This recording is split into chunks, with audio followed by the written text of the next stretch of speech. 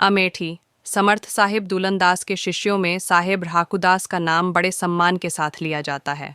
साहेब ठाकुरदास दास जाति से कुम्हार थे एवं गड्ढे आदि मिट्टी के बर्तन बनाते थे।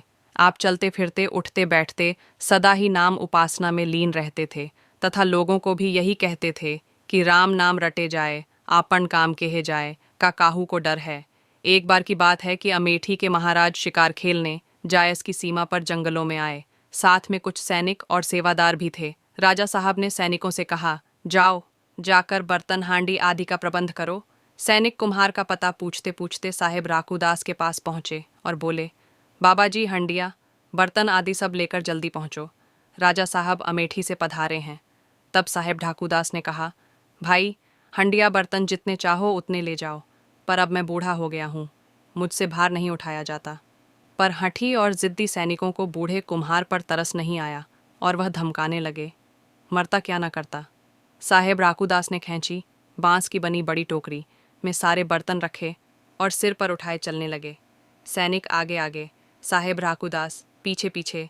जब सैनिक राजा साहब के पास पहुंचे तब राजा साहब ने पूछा, बर्तन ले आए? इस पर सैनिकों ने ठाकुरदास की तरफ इशारा करते हुए कहा, कुम्हार लेकर आ ही रहा है महाराज। अब महाराज और सभी कुम्हार साहेब ठाकुरदास की तरफ देखने लगे।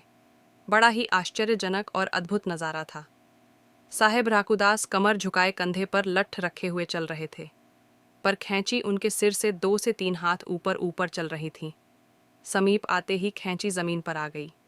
साहेब ठाकुरदास ने हाथ जोड़ते हुए कहा, आपकी सेवा में हाजिर हूँ महाराज।